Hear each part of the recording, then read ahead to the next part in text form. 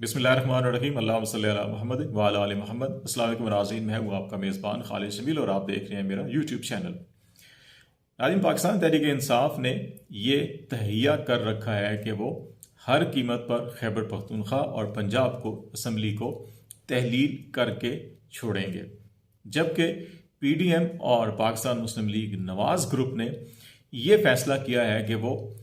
हर कीमत पर पंजाब असम्बली की तहलील को बचाएंगे। ये कीमत खा वो सियासी हो, माशी हो, रियासती हो या आइनी कीमत हो, वो ये कीमत अदा करने के लिए तैयार है और पंजाब असम्बली की तहलील के लिए हर आखिरी कदम जो है वो उठाएंगे। जबकि इस सारे खेल के अंदर तीसरा और बड़ा ताकतवर जो फरीक है, स्टैब्लिशमेंट, जो खुद को बार बार ये कह रहे हैं कि वो गैर सियासी हो चुके हैं और वो न्यूट्रल हैं, वो इस सारे खेल के अंदर क्या किरदार अदा कर रहे हैं। बहुत से लोगों की आंखों से ये पिना है, लेकिन बहुत से लोगों ने उनके इस किरदार को भी, और बिलखसूस परवेज़ इलाही साहब के रिसेंटली इंटरव्यू और राना सनाउल्लाह साहब के स्टेटमेंट ने बड़ी वाज़े तौर के ऊपर बयां किया है। तो ये सारे मामला जो हैं, इन पर आज हम बातचीत करेंगे। इस सारी सिचुएशन के अंदर एक बड़ा अहम नुक्ता ये भी होगा कि इमरान खान जो बज़िद हैं इन दोनों असम्बलियों की तहलील के हवाले से, और उन्होंने 23 दिसंबर की तारीख का ऐलान भी कर रखा है, उनका ये कहना है कि उन्होंने ऐलान इसलिए किया कि जो लोग कुछ ऐसे हैं जो अभी बेनकाब होना रह गए हैं, और इस फैसले से वो लोग भी बेनकाब हो जाएंगे। अब एक सारी सिचुएशन को अगर आप देखें, PDM का मौक़िफ़ ये था कि इमरान खान अगर पंजाब और खैबर पख्तूनख्वा की असम्बली को तहलील करते हैं तो दूसरे दिन नेशनल असम्बली बलूचिस्तान और सिंध की असम्बलियों को तहलील करके कौमी इंतखाबात करवाए जाएंगे। PTI ने यह फैसला कर लिया। अब जो ये ऐलान करते थे वो इससे पीछे चले गए हैं और वो अब पंजाब असम्बली को बिलखसूस बचाने के लिए लगे हुए हैं, क्योंकि उनको मालूम है कि पंजाब असम्बली में अगर जितना भी हम डिले करेंगे तो खैबर पख्तूनख्वा नहीं टूटेगी, वो तभी टूटेगी जब पंजाब असम्बली तहलील होगी। एक तो ये बड़ा PDM का और नून लीग का जो मौक़िफ़ था वो एक्सपोज हो गया। दूसरा, अभी परवेज़ इलाही साहब क्या फ़ैसला करते हैं, ये भी बहुत सी चीज़ें जो है कि इस हवाले से भी खुलकर सामने आनी है कि क्या परवेज़ इलाही साहब PTI के साथ हैं या वो जनरल बाजवा के हवाले से जो उन्होंने स्टैंड लिया, या वो किसी और के इशारों पर, जो अपने आप को गैर सियासी कहते हैं,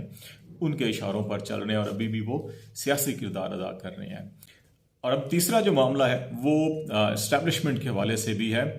कि जो जो वक्त आगे गुजरेगा तो ये भी खुलकर चीज़ें सामने आएंगी कि इस्टेब्लिशमेंट अपना क्या किरदार अदा कर रही है, क्या वो वाकई गैर सियासी है और उसने अपने आप को इस सियासी मामला से अलग रखा हुआ या नहीं रखा। लेकिन अब तक जो दो बड़े स्टेटमेंट आए हैं, जिसमें परवेज़ इलाही साहब का जो इंटरव्यू था ARY को, जिसमें उन्होंने कहा कि उनकी इस्लामाबाद में इस्टेब्लिशमेंट के नुमाइंदों से भी मुलाकात हुई और वो भी ये चाहते हैं कि अभी असम्बलियाँ तहलील ना हो, ये मामला आगे लेके जाने चाहिए। दूसरी तरफ राना सनाउल्लाह साहब ने जो इस्लामाबाद में इस बयान के बाद जो पंजाब असम्बली के स्पीकर ने दिया कि गवर्नर पंजाब ने जो इजलास बुलाया है वो गैर कानूनी और गैर आइनी है, क्योंकि पंजाब असम्बली का सेशन ऑलरेडी जो है वो चल रहा है और जब एक इजलास चल रहा हो तो उस दौरान दूसरा इजलास नहीं बुलाया जा सकता जब तक कि पहला इजलास जो है कि वो गैर मुअय्यना मुद्दत के लिए मुलतवी ना हो जाए या मुलतवी ना हो। तो इसलिए उन्होंने इसको गैर कानूनी करार दिया। तो राना सनाउल्लाह ने कहा कि इस वक्त तमाम PDM की जमातें, वफाकी हुकूमत, तमाम इदारे जो हैं वो ये चाहते हैं कि इस निज़ाम को चलना चाहिए, असम्बलियाँ तहलील नहीं होनी चाहिए और इमरान खान का रास्ता रोका जाए। तो ये जो बात उन्होंने की है,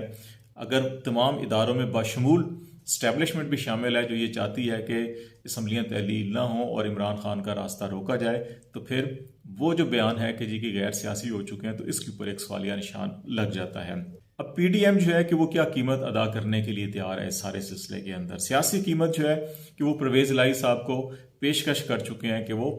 PDM की जानब से वजारत आला के उम्मीदवार बन जाएं, वजारत आला कबूल कर लें और असम्बलियाँ तहलील ना करें। इस सिलसिले में मोने सलाई जो है कि वो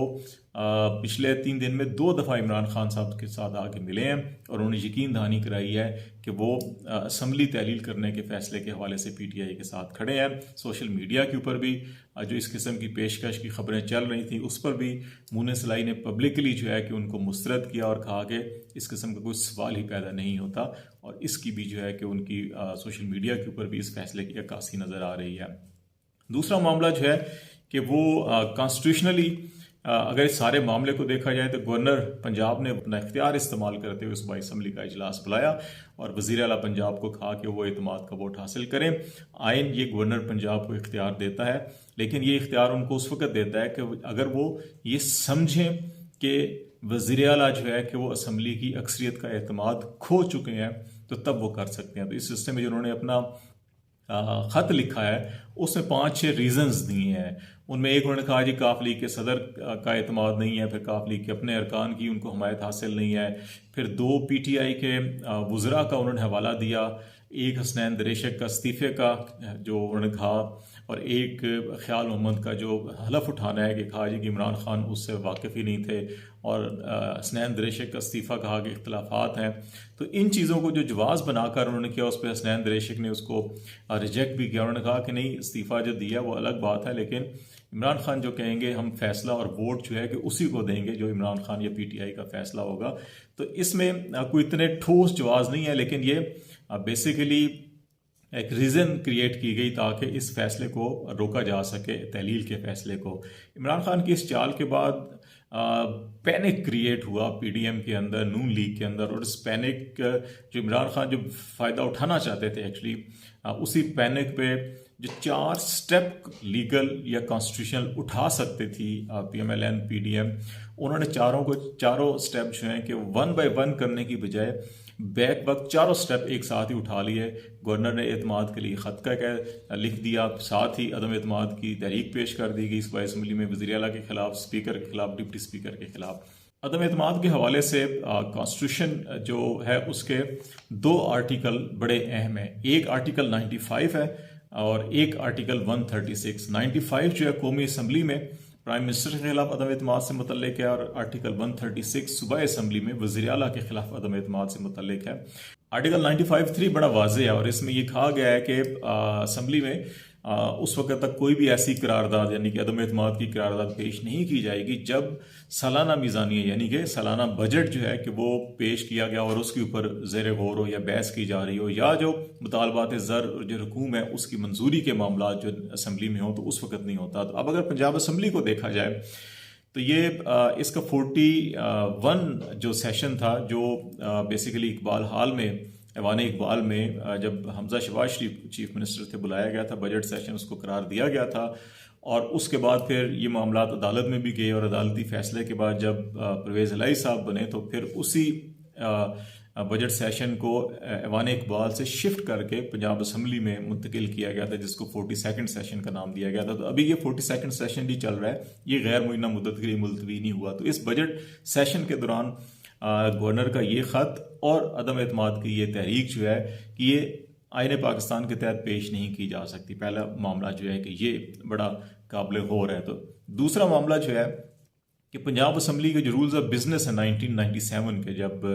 उस वक्त पंजाब में पाकिस्तान मुस्लिम लीग नून की हुकूमत थी तो ये रूल्स ऑफ बिजनेस बनाए गए थे। तो उसमें भी ये दर्ज है कि जब पंजाब असम्बली का सेशन जो है कि वो चल रहा होगा, दौरान इजलास अदम एतमाद की तहरीक पेश नहीं की जा सकेगी। दूसरी तरफ वफाकी हुकूमत ने जो इसके ऊपर हमने कहा कि सियासी कीमत परवेज़ इलाही साहब को वज़ारत आला देने के लिए तैयार है, कानूनी और आइनी कीमत कि वो गवर्नर का ये ख़त जो है कि खुद आइन के मुतसादम है कि जब ये सेशन चल रहा हो तो उस वक्त ये बात नहीं की जा सकती अदम एतमाद की या एतमाद की, जब बजट सेशन या सालाना मीज़ानिया का इजलास चल रहा हो तो ये तो इजलास चल रहा है। फिर पंजाब असम्बली के रूल्स के तहत भी जब सेशन चल रहा हो तो ये तहरीक नहीं पेश की जा सकती, तो इसलिए ये भी गैर कानूनी। तो वो आइनी और कानूनी कीमत अदा करने के लिए भी तैयार हैं,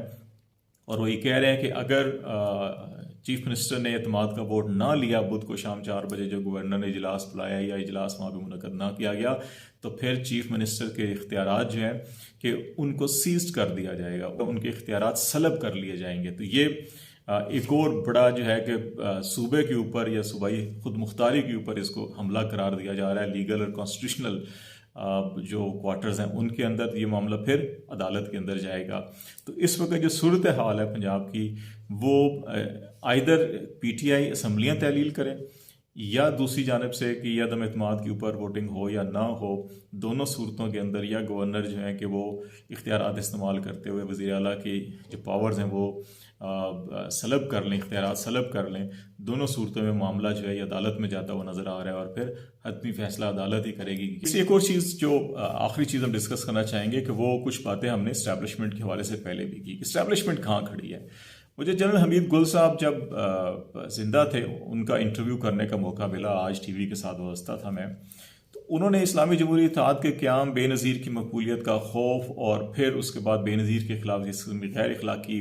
कंपेन चलाई गई थी, तो वो आज के हालात जो है कि बिल्कुल वैसे ही दिखाई देते हैं कि इमरान खान की मकबूलियत, उनका खौफ, PDM का क़याम, कराची में MQM के धड़ों को इकट्ठा करने की कोई बात की जा रही है और फिर MQM और ये सारे धड़े और PDM मिलकर इलेक्शन लड़ें। ये भी बात चल रही है कि PDM आइंदा इंतखाबात के अंदर जो है कि एक इंतखाबी निशान के तहत इलेक्शन लड़ें ताकि इमरान खान का रास्ता रोका जा सके। तो ये बिल्कुल वैसी ही सोच जो हमीद गुल कहा करते थे कि ISI ने उस वक्त क्या सोचा या क्या किया, तो अभी भी लगता ही है कि ऑन ग्राउंड पोलिटिकल लेवल के ऊपर वैसे ही इक़दाम किए जा रहे हैं। ऑडियोज़, वीडियोज़ जो हैं वो फैब्रिकेटेड जो हैं वो लीक की जा रही हैं इमरान खान की। जहाँ पहले महंगाई का शोर था इमरान खान के दौरे हुकूमत में, अब महंगाई को सब भूल गए, जो 4-5 गुना 10 गुना ज़्यादा बढ़ चुकी है। और अब तोशाखाना और एक के बाद दूसरी के बाद तीसरी ऑडियो वीडियो स्कैंडल जो हैं कि वो पेश किए जा रहे हैं और इसके अंदर सारी की सारी डिस्टॉर्टेड या फैब्रिकेटेड चीज़ें हैं। और ख़ुद आज़म खान स्वाति को ब्लैकमेल करने की कोशिश की, जब उन्होंने शोर मचाया तो फिर खुद इन्हीं इदारों ने कहा जी कि नहीं तो जाली है, फैब्रिकेटेड है और डार्क वेब के ऊपर पड़ी है। तो ये चीज़ें सारी इस चीज़ की अक्कासी करती हैं कि शायद अभी तक हमारे जो इदारे हैं वो उस तरह से गैर सियासी नहीं हुए। और फिर अभी एक और बयानिया बनाने की कोशिश की जा रही है कि असम्बलियों की तहलील का मामला भी अगर हो जाता है या अदालतों में, क्योंकि इस वक्त जो लीगल कॉन्स्टिट्यूशनल इशूज़ हैं उसके ऊपर PDM जो है कि वीक ग्राउंड के ऊपर खड़ी है, उनके पास बेसिस नहीं है वो मजबूत के वो कह सकें जी कि हमने जो हुकूमत का खात्मा या जो इकदाम किए हैं वो आइनी और कानूनी है। तो एक और बयानिया बनाने की कोशिश की जा रही है, इसके ऊपर मीडिया को टास्क दिया जा रहा है कि जी माशी इमरजेंसी है पाकिस्तान के अंदर, माशी हालात इतने ख़राब हैं कि इलेक्शन नहीं हो सकते और किसी तरह से ये अगर असम्बलियाँ तहलील भी होती हैं तो ये भी सूबाई इलेक्शन भी रोक दिए जाएँ और नेशनल असम्बली के इलेक्शन भी रोक दिए जाएँ, कौमी इंतखाबात भी रोक दिए जाएँ, जनरल इलेक्शन, क्योंकि इमरान खान जो है कि उसका रास्ता रोकना जो है बड़ा मुश्किल है। और अगर अदालतें जो हैं कि वो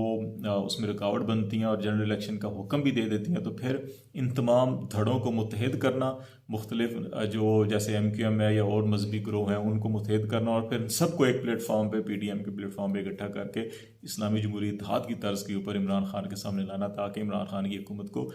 2/3 मेजॉरिटी ना मिलाए और एक कमज़ोर हुकूमत बने और वो बड़े फैसले ना कर सके। तो लेट्स सी किस तरह से हालात आगे बढ़ते हैं, आपको अपडेट करते रहेंगे। खालिद जमील को इजाज़त दीजिए। अल्लाह हाफिज़।